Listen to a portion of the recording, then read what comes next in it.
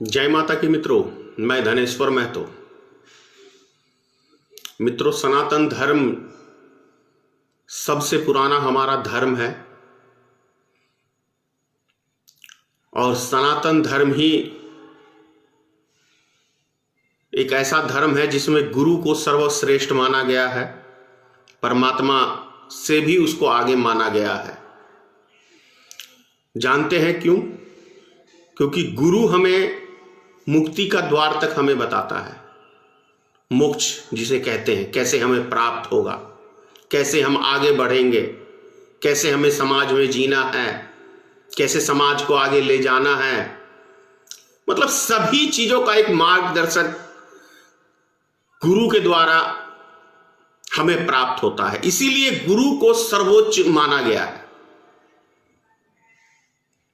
यूं तो परमात्मा सर्वश्रेष्ठ है, लेकिन सनातन धर्म में माना गया है गुरु को सबसे श्रेष्ठ। लेकिन प्रश्न यह उठता है कि जब गुरु जिससे हम ज्ञान प्राप्त करते हैं, जीने की राह, सबसे पहला गुरु माँ बाप को माना गया है, उसके बाद गुरु को जिससे हम शिक्षा दीक्षा लेते हैं उसको माना गया है। लेकिन वो गुरु जब गलत रास्ते पे स्वयं चले तब हम कैसी शिक्षा प्राप्त कर सकते हैं, ये हम लोग कल्पना कर सकते हैं। हम किस ओर ले जाएंगे समाज को। जैसे बात करते हैं आसाराम बापू को, देखिए 10 करोड़ लगभग उसके भक्त हैं भारत में, और वो किस कर्म के अंदर जेल में बंद है? हत्या, बलात्कार, यौन शोषण। राम रहीम को देखिए, विदेशों में भी भक्त हैं उनके, वो किस उसमें बंद है? हत्या, बलात्कार, यौन शोषण।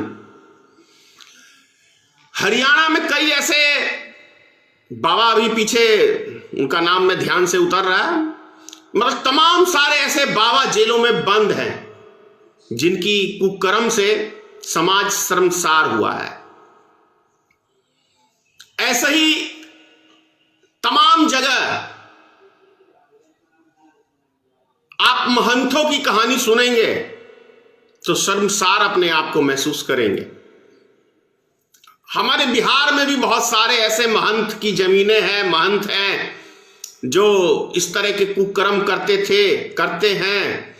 और एक महंत तो मैं बहुत करीबी से जानता हूं, जो व्यक्ति दूसरे की घरवाली उससे गई शिक्षा प्राप्त करने, तो उसी को पटा के उसने शादी कर ली। उससे शादी क्या कर ली, उसको रखेल बना के रख लिया। तो वैसे गुरुओं से फिर भी लोग उसके पास जाते हैं, फिर भी उसको गुरु मानते हैं। तो ये समाज को क्या कहें हम? कहां जा रहा है हमारा समाज? यदि हम पढ़ने लिखने के बाद भी एक भ्रष्ट, एक करप्ट, एक पलीत, एक नीच किस्म का महंत को हम अपना गुरु मानते हैं, तो उससे क्या हम अपने बाल बच्चों को बेहतर शिक्षा दे सकते हैं? या खुद हम उससे कौन सी शिक्षा प्राप्त कर सकते हैं? मेरा ये क्वेश्चन है आप सबसे। बताइए, मैं अगर यदि ऐसी आवाजें उठाता हूं तो मैं बहुत गंदा आदमी हो गया, मैं पागल हो गया, मैं सनकी हो गया क्या? और जो वो व्यक्ति कुकर्म करते हैं वो महात्मा हो गए, धर्मात्मा हो गए। कहां ले जा रहे हैं हम लोग अब इस भारत देश को? ये सोचने का विषय है।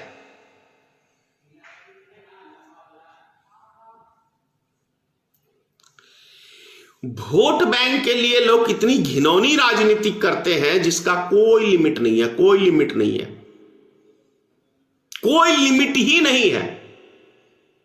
2 वोट हमारा खराब हो जाएगा, जितना समाज को गड्ढे में धकेलना है धकेल दो, बस हमारी शान बरकरार रहे। मैं भी जिस पंचायत से आता हूं, उस पंचायत में भी एक महिला ऐसे ही कुकर्म करती थी, जेल भी गई, और उसी पंचायत के दो महान व्यक्तियों ने उसको छुड़वाया जो पंचायत का नेतृत्व करते हैं। क्योंकि 2 वोट का सवाल है भाई, मुखिया सरपंच, 2 वोट हमारे खराब हो जाएंगे यदि हम बिगाड़ के रखेंगे। तो सोच लीजिए ये समाज हमारा किस ओर जा रहा है, कौन सी तरक्की की ओर हम इस समाज को ले जा रहे हैं। चाहे पंचायत हो, चाहे राज्य हो, चाहे जिला हो, ये हम सबको तय करना है। धनेश्वर महतो इन सब चीजों का विरोधी हूं। मैंने कल भी कहा था, मैं राजनीतिक रोटी सेकने के लिए राजनीतिक में नहीं आया हूं, मैं स्वार्थ सिद्ध करने के लिए नहीं आया हूं।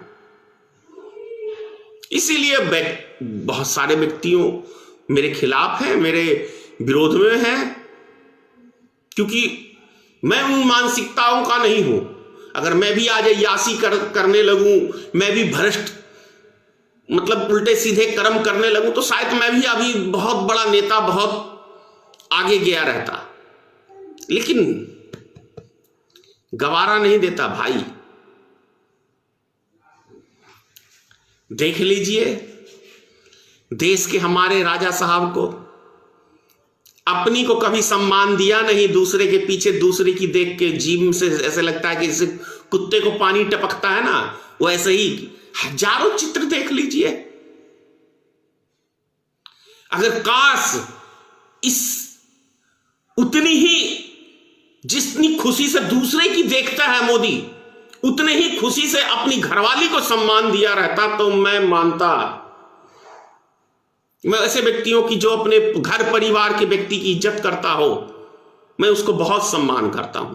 जो अपना घर परिवार बहुत अच्छा चलाए, वो व्यक्ति हमारे क्या कहते सनातन धर्म में, शास्त्रों में लिखा हुआ है, सबसे बड़ा धर्म है अपना, जिसने घर गृहस्थी बढ़िया से चला लिया वही असली तपस्वी है। और जो व्यक्ति घर गृहस्थी तक चलाना नहीं जानता, उसके हाथ में हमने आज देश दे दिया है। कैसे चल रहा है देश? 26 जनवरी की किसान परेड निकालने वाले हैं। नाक कट जाए चिंता नहीं है, मोदी पीछे नहीं हटने वाला। देश डूब जाए मोदी पीछे नहीं हटने वाला।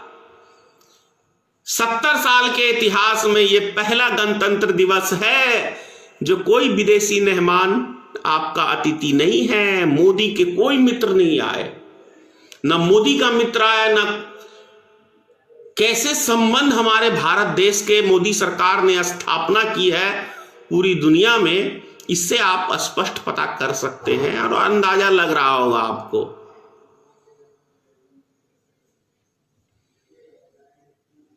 कोरोना काल में जहां महामारी, मोदी सरकार कहती है, मैं तो मानता ही नहीं कि कोरोना कुछ था, यह अंतरराष्ट्रीय एक षड्यंत्र था, क्योंकि मैं नहीं मानता कोरोना कुछ है। मैं तो शुरू से लेके अब तक बिना मास्क के घूमता हूं, कभी नहीं कुछ हुआ।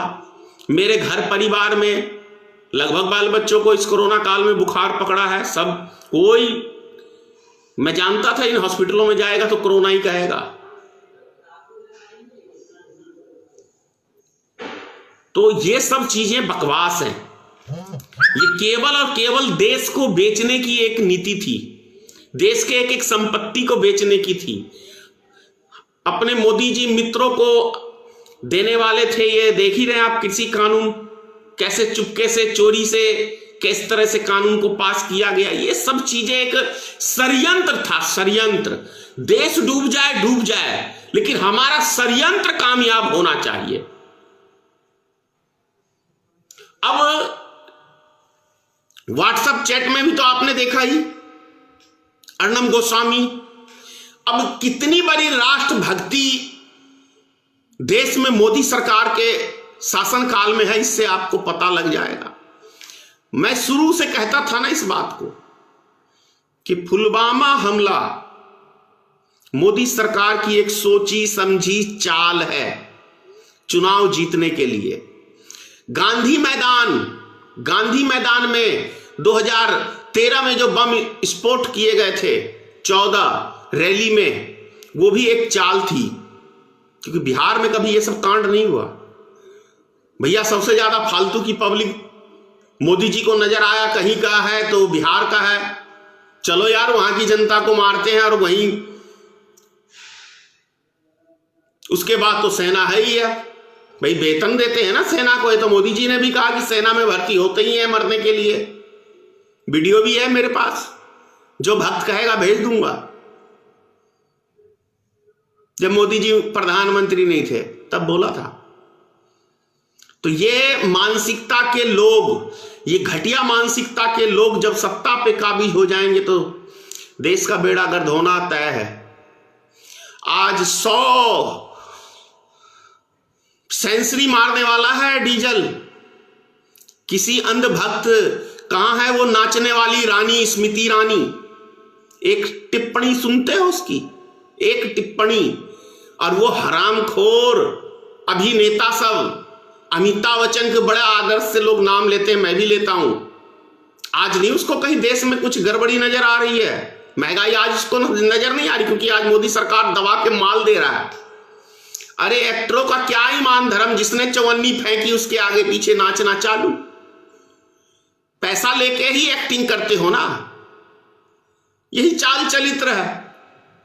तो क्या सिखाओगे देश की जनता को? ये तो महान जनता है, भोली भाली जनता है, जितना बना सकते हो। खालिद साहब का शेर है, हिंदुस्तान में गधों की कमी नहीं है, एक ढूंढो 1000 मिल जाएगा। अब कहोगे मैं अपने देश की बात कर रहा हूं, भैया किसकी बात करूं? हम पढ़ लिख के भी यदि मूर्ख बन रहे तो गधे ही हुए ना। यदि बीए एमए पीएचडी करने के बाद भी हमें अच्छे बुरे की पहचान नहीं है तो हम गधे हुए। जब 5 साल के अंदर मोदी सरकार ने कुछ नहीं किया, उसके बाद दोबारा उसने बेवकूफ बनाया और हम बन गए तो बेवकूफ हुए। मोदी अक्लमंद हुआ कि आपको बेवकूफ बनाया, और आप बेवकूफ बने तो आप गधे हुए।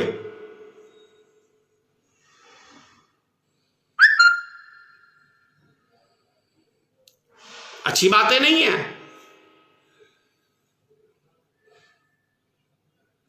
अभी टैक्स के माध्यम को ही रख लो, क्या मोदी सरकार बोलता है कि देश के अंदर 15 से 20% आदमी ही इनकम टैक्स भरते हैं। अरे भैया इनकम टैक्स भरते हैं ना, और लोग मानने के लिए तैयार होते हैं, लेकिन मैं कहता हूं कि भारत का एक भीख मांगने वाला भी आदमी टैक्स देता है। भारत का एक भीख मांगने वाला आदमी भी भारत सरकार को टैक्स देता है। कोई भी वस्तु खरीदता है तो क्या उसमें टैक्स नहीं लगता है? अगर कोई गाड़ी में तेल गिरवाने गया तो आप टैक्स नहीं ले रहे हैं। हम रेलगाड़ी में सफर कर रहे हैं तो क्या आप टैक्स नहीं ले रहे हैं? बस में सफर कर रहे हैं आप टैक्स नहीं ले रहे हैं। हम रोड पे चलते हैं उसका भी आप टैक्स लेते हैं।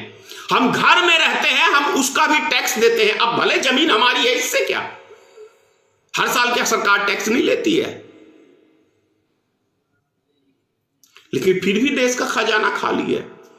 ऐसा एक वस्तु बता दीजिए आप जिसके ऊपर हिंदुस्तान का नागरिक टैक्स नहीं देता हो।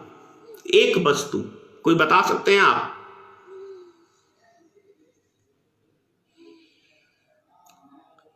एक वस्तु का कोई व्यक्ति, मैं सब बड़े पढ़े लिखे विद्वान से पूछ रहा हूं कि कोई एक वस्तु का नाम बता दो जिसमें भारत की जनता टैक्स भारत सरकार को नहीं देती है। जिसके पास खेती की जमीन है तो क्या उनका रसीद नहीं कटता है हर साल? जिसके पास घरेलू जमीन है उसका क्या टैक्स नहीं हम देते हैं? जब एक एक चीज हम देते हैं भारत सरकार को तब यह सरकार चलती है, जब यह सारा सिस्टम चलता है तब यह सरकार, मोदी सरकार एहसान प्रत्येक दिन टीवी के ऊपर आपको दिखाती है। देखो हमने 125 करोड़ आदमियों को घर की चाबी दे दी। तुमने अपने बाप के घर से पैसा दिया है क्या? तेरे पिताजी छाप रहे हैं नोट, नरेंद्र मोदी, तू एहसान दिखा रहा है जनता को कि तूने दे दिया। कौन सा बिजनेस है भाई तेरा जो तू दे दिया? हमने देखो 2-2 हजार रुपए किसानों को दिए। प्रत्येक दिन टीवी के ऊपर मोदी आके इस देश की जनता को एहसान दिखा रहा है कि नहीं दिखा रहा है? अरे भाई, सरकार तो इससे पहले भी रही है। कोई सरकार आया कि प्रत्येक दिन आपको टीवी के ऊपर आके आपको एहसान दिखाता हो? हमने शौचालय दिया, आता है ना, हम 5 किलो अनाज दे रहे हैं आपको, तो क्या ये सब योजना क्या बीजेपी के आने से ही हुआ है? मैं आपको बता दूं, हार्ट की प्रॉब्लम मुझे बचपन में थी। दिल्ली में पंथ अस्पताल है, दिल्ली गेट के सामने, अरविंद और दोनों साथ हैं। उसमें मैंने 81-82 के अंदर इलाज कराया था, मुफ्त में। अभी मोदी सरकार कितने अस्पतालों में मुफ्त में इलाज करती है, दवाइयां सब फ्री थी। अभी आप जाके ले लो किसी हॉस्पिटल में, तब तो देश क्या कहते हैं। सबसे बड़ी बात ये हमारे देश की जनता को क्यों नहीं समझ में आती है भाई, एक छोटा सा मुल्क है सिंगापुर, जानते हैं 6% जीएसटी है, सिर्फ 6%। आज वो कितनी तरक्की में है। हम 28% जीएसटी देने के बाद भी भारत सरकार को 40 रुपए प्रति लीटर, हम क्या कहते हैं, डीजल पेट्रोल पे भारत सरकार को प्रॉफिट देते हैं 1 लीटर तेल पे, तब भी हमारा देश मोदी के आने से कंगला हो गया। 392 रुपए का सिलेंडर जो कांग्रेस के जमाने में हमको मिलता था, जब कांग्रेस पूरे देश को सब चारों तरफ से लूट रही थी, यह मोदी का कहना है, मोदी के चमचों का कहना है, तब यह देश उन्नति पे था। आज हम 900 रुपए सिलेंडर खरीद रहे हैं, तब भी यह देश नर्क में चला गया। मोदी के आने से, एक और लास्ट में क्वेश्चन, मोदी के आने से मुझे कोई एक आइटम बता दो कि मोदी सरकार ने कांग्रेस के जमाने से इसको सस्ता कर दिया, मैं आपकी गुलामी करने को तैयार हूं। बोलिए, एक आइटम कोई नाम मुझे बता सकता है? सिर्फ एक आइटम का कोई बता दे कि कांग्रेस के जमाने में ये इसकी एमआरपी 10 रुपए थी, हम आए तो इसको 8 रुपए में कर दिए। सीधा डबल हुआ है हर आइटम। डीजल पेट्रोल की ही बात कर लेते हैं हम लोग। जब अंतरराष्ट्रीय बाजार के अंदर $130 में एक बैरल तेल था, सबसे ऊंचले स्तर महंगाई में, तब 74 रुपए लास्ट रेट था पेट्रोल का, और आज 20 रुपए लगभग है, सिर्फ 20 रुपए। तब आज हम 95-96 रुपए खरीद रहे हैं। मुझे लग रहा महीने के अंदर अंदर में सेंचुरी मार देगा मोदी सरकार, शतक। तो यदि ये देशभक्ति है तो मैं ऐसी देशभक्ति को नहीं मानता कि सरकार उद्योगपतियों के माध्यम से देश को लूटे और इसे राष्ट्रभक्ति का नाम दे, तो मैं नहीं मानता।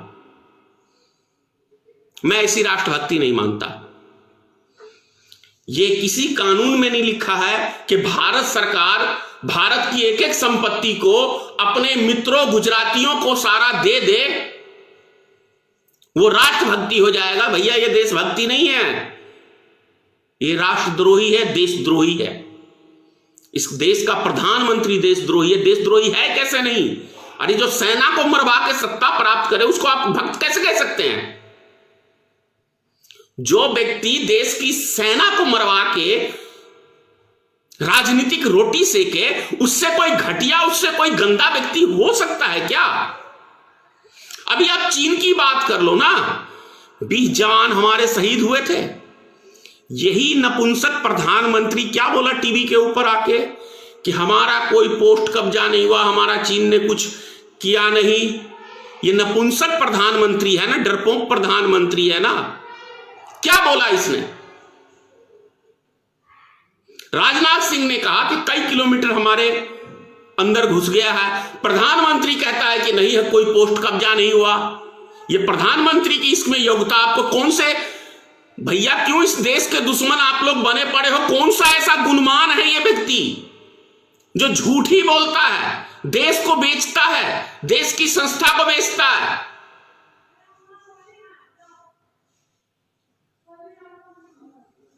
कई गांव बसा लिए हैं, जिस जमीन के लिए विवाद चल रहा था वहां चीन ने कब्जा कर लिया। कोई मीडिया दिखा रही है? कल मैंने एक मीडिया में देखा, उत्तर प्रदेश की खबर दिखा रहे थे, एक बाथरूम तोड़ रहा था हथौड़े से 2-3 लड़के, उसको नेशनल न्यूज बना रहा है। सोच लो इस गोदी मीडिया का क्या है। एक बाथरूम तोड़ रहा है 3-4 लफंगे जाके, तो उसको नेशनल न्यूज बना रहा है। लेकिन इतने बड़े न्यूज को दबाए हुआ है भारत सरकार। व्हाट्सएप चेक अर्णब गोस्वामी का, इतना बड़ा न्यूज कोई मीडिया दिखा रही है आपको? देश से सुरक्षा की जुड़ी हुई बातें अर्णब गोस्वामी लीक करता है। इसको प्राप्त कैसे होता है? और ये बोलता है कि अब मोदी सरकार नहीं हारेगा, मजबूत हो गया पुलवामा हमला होने के बाद। इतने बड़े न्यूज को कोई न्यूज चैनल नहीं दिखा रहा है। कौन है गद्दार? आप लोग खुद फैसला कर लो।